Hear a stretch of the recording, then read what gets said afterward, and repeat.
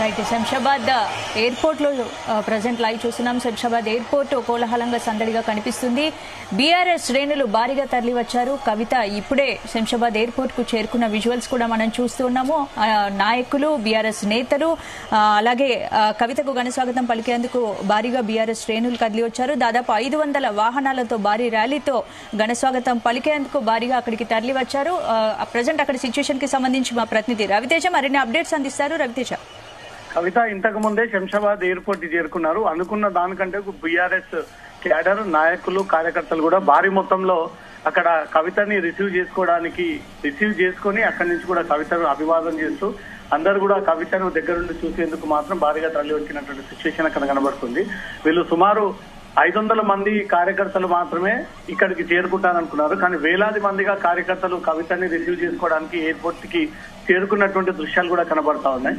మొత్తం వందలాదిగా వేలాది మందిగా అక్కడ కార్యకర్తలు మొత్తం కవితని చుట్టుముట్టేసి కవిత ఫ్రేమ్ కూడా దొరకకుండా పెద్ద మొత్తంలో కవితను రిసీవ్ చేసుకోవడానికి అందరూ కలిసి కవితతో చేతులు కలిపి ఆరోగ్యపరమైనటువంటి అంశాలు తెలుసుకోవడానికి తెలంగాణలో ఉన్నటువంటి కార్యకర్తలు, కవిత అభిమానులు, తన పర్సనల్ కార్యాలయ సిబ్బంది అంతా కూడా కవితని దగ్గరుండి చూడడానికి కూడా ఎయిర్పోర్ట్ కి చేరుకున్నటువంటి దృశ్యాలు కూడా కనబడతా ఉన్నాయి.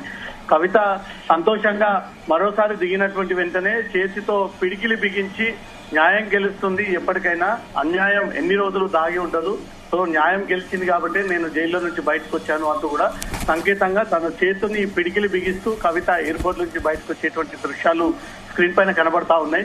పెద్ద మొత్తంలో బీఆర్ఎస్ సంబరాలు, కేకలు వేస్తూ కవితను చూసినటువంటి వెంటనే జై తెలంగాణ అంటూ నినాదాలు చేయడము, కవితక్క జిందాబాద్ అంటూ కూడా మారుమోగించినటువంటి పరిస్థితి శంషాబాద్ ఎయిర్పోర్ట్ లో నెలకొంది.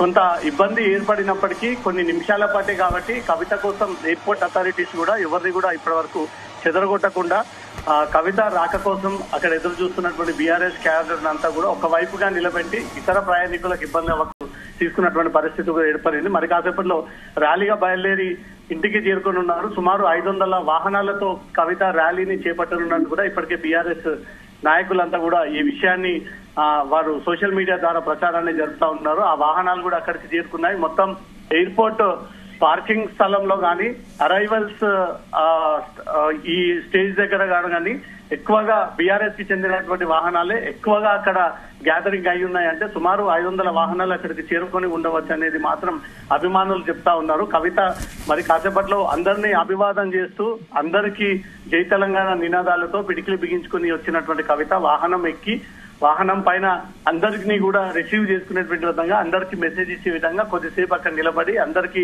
తాను అక్కడి నుంచి ఒక మెసేజ్ ఇచ్చి తిరిగి ర్యాలీ రూపంలో బయలుదేరేటువంటి ఏర్పాట్లు కూడా జరుగుతా ఉన్నాయి. ఇప్పుడిప్పుడే ఫ్లైట్ దిగి తన కుటుంబ సభ్యులతో కలిసి, తన భర్త అనిల్ తో కలిసి కేటీఆర్, హరీష్ రావు, మాజీ మంత్రులైనటువంటి సునీతారెడ్డి, మల్లోత్ కవిత, ఈ ఇతర గతంలో ఉన్నటువంటి మాజీ మంత్రి వీరందరూ కూడా కవిత వెంపడే ఢిల్లీ నుంచి కూడా వీరు హైదరాబాద్ చేరుకొని కవిత వెంటే వాళ్ళు ఫ్లైట్ దిగి కవిత వెంటే తిరిగి ఎయిర్పోర్ట్ నుంచి బయటికి వచ్చినటువంటి పరిస్థితి ఏర్పడుతుంది. అక్కడ కార్యకర్తలంతా మాత్రం కవితను చూస్తూ ఒక్కసారిగా కేకలు వేస్తూ కవితక్క జిందాబాద్, కవితక్క అక్రమ కేసులు అంటూ మాత్రం పెద్ద మొత్తంలో అక్కడ ఆందోళన వ్యక్తం చేస్తా ఉన్నారు. పెద్ద మొత్తంలో ఈ కేసులు నమోదు విషయంపై మాత్రం బీఆర్ఎస్ క్యాడర్ అంతా తీవ్రంగా ఎవరైతే ఈ తప్పుడు కేసులో ఇరికిచ్చారని సిబిఐ, ఈడీ విషయంలో మాత్రం కొంత ఆగ్రహం వ్యక్తం చేస్తూ కవితకు వెల్కమ్ పలుకుతా ఉన్నారు. మరి కాసేపట్లో 500 వాహనాలతో కూడినటువంటి ర్యాలీ ప్రారంభమై అక్కడి నుంచి కూడా నందినగర్ చేరుకున్న తర్వాత నందినగర్ లో వారి కుటుంబ సభ్యులతో కలిసి కొద్దిసేపు మంతనాలు జరిపి అనంతరం కవిత మీడియా సమావేశం ఏర్పాటు చేయబోతుందనేది మాత్రం సమాచారం అందుతుంది. స్పందన అంటే రవితేజ, ఇప్పుడు కేసీఆర్ ఇప్పటివరకైతే ఫామ్ హౌస్ లో ఉన్నట్టు తెలుసు. మరి కవితను చేరుకోవడానికి డైరెక్ట్ బంజారాహిల్స్ వస్తున్నారా, లేదంటే కవిత కేసీఆర్ కలవడానికి ఫామ్ హౌస్ వెళ్లే అవకాశాలు ఏమన్నా? ఇప్పుడు ఇద్దరు మధ్య భేటీకి సంబంధించి ఇంకా స్పష్టమైనటువంటి ఒక ఇన్ఫర్మేషన్ ఇటు మీడియా గానీ కుటుంబ సభ్యులకు కూడా ఇన్ఫర్మేషన్ తెలియదు. కవితని పరిశీలించడానికే, కవితను చూడడానికే ఫామ్ హౌస్ లో ఉన్నటువంటి కేసీఆర్ ఇక్కడ నందినగర్ హిల్స్ కి వచ్చేటువంటి అవకాశం ఉన్నటువంటి నేపథ్యంలో అక్కడ భారీగా పోలీసులు కూడా ఏర్పాట్లు చేసి మాజీ ముఖ్యమంత్రి రాక సందర్భంగా కూడా అన్ని ఏర్పాట్లు అక్కడ చేసి బీఆర్ఎస్ సీనియర్ నాయకులంతా కూడా కేసీఆర్ రాబోతా ఉన్నాడంటూ కూడా ఒక ఇన్ఫర్మేషన్ తో కూడా అన్ని ఏర్పాట్లు చేయడం జరిగింది. కవిత ఇక్కడ చేరుకున్న తర్వాత తనే ఫామ్ హౌస్ కి వెళ్లి కలుస్తుందనే దానిపై మధ్య కుటుంబ సభ్యుల నుంచి మాత్రం ఇప్పటి వరకు మీడియాకి ఎలాంటి ఇన్ఫర్మేషన్ రాలేదు. ఇప్పటికీ కవిత వెంట ఉన్నటువంటి సన్నిహితులు, కవిత స్నేహితులు, పార్టీ నాయకులు, కవిత వెంట కలిసి ఉన్నటువంటి పార్టీ నాయకులు, గత మాజీ మంత్రులు, గతంలో ఉన్నటువంటి ఎమ్మెల్యేలు, ఎంపీలు, పార్టీకి చెందినటువంటి సీనియర్ నాయకులంతా కూడా కవితను కలవడానికి అందుబాటులో ఉన్నటువంటి వారు ఎయిర్పోర్ట్ కు రాగా కొంతమంది నందినగర్ హిల్స్ లో ఉన్నటువంటి కవిత ఇంటి దగ్గరికి చేరుకుని అక్కడ చేరుకున్న తర్వాత కవితతో కలిసేటువంటి అవకాశం ఉంది. ఇప్పుడు ఫామ్ హౌస్ నుంచి కేసీఆర్ సతీమణి శోభ మాత్రం అక్కడికి కవితని చూడడానికి అయితే చేరుకున్నట్టుగా సమాచారం అందుతుంది. ఇటు హరీష్ రావు సతీమణి గాని, కేటీఆర్ సతీమణి గాని, జోగినపల్లి సంతోష్ కుమార్ సతీమణి గాని వీరందరూ కూడా కవిత కుటుంబ సభ్యులే కాబట్టి వీరందరూ కూడా నందినగర్ ఉన్నటువంటి నివాసానికి చేరుకుని అక్కడ కవితకు అభివాదం చేస్తూ వీరు తెలంగాణ సాంప్రదాయబద్ధంగా ఏదైతే ఒక ఆడపడుచుని ఇంటికి పిలిచి గౌరవిస్తారో అదే రకంగా కవిత వచ్చినటువంటి వెంటనే తనకు నివాళులు అర్పించి తనకు ఇమీడియట్ గా ఏదైతే కల్చర్ పరంగా రిసీవ్ చేసుకోవాల్సినటువంటి ఫార్మాలిటీస్ అన్ని కూడా అక్కడ ఏర్పాటు చేసిన విధంగా మాత్రం కనబడతా ఉంది.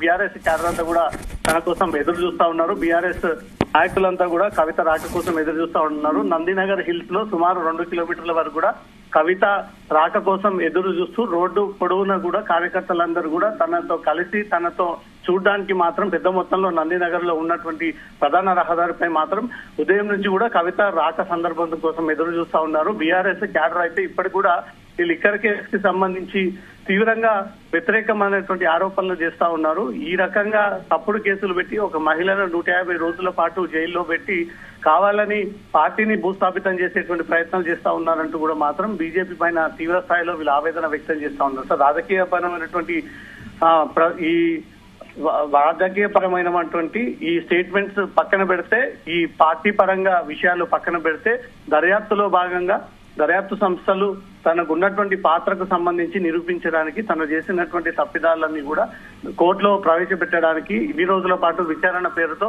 కవితను అండర్ ట్రయల్ ఖైదీగా జైల్లో పెట్టి తనకు ఎప్పటికప్పుడు ఈ బెయిల్ ని రిజెక్ట్ చేస్తూ కవితకు బెయిల్ ఇవ్వకూడదు అనే ఒక వాదనలు కూడా దేశ ప్రజలందరూ కూడా దాన్ని వీక్షించారు. నిన్న మాత్రం సుప్రీంకోర్టు కవితకు కండిషన్ తో కూడినటువంటి బెయిల్ మంజూరు చేసింది.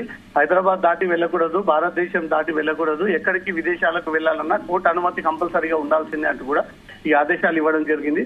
కవిత పాస్పోర్ట్ అండ్ వీసా కూడా సిబిఐ, ఈడీ ఇప్పటికే తమ ఆధీనంలోకి పెట్టుకుంది కాబట్టి ఎప్పుడు దర్యాప్తు సంస్థలకు తెలియకుండా మాత్రం విదేశాలకు వెళ్లేటువంటి అవకాశం లేదు కాబట్టి ఎప్పుడు ఎక్కడికి హైదరాబాద్ దాటి విడిచి వెళ్లానన్నా కోర్టు అనుమతి కంపల్సరీ, సిబిఐ అధికారులకు ఇన్ఫర్మేషన్ ఇవ్వాలనే ఒక కండిషన్ కూడా కోర్టు ఇప్పటికే విధించినట్టుగా తెలుస్తోంది.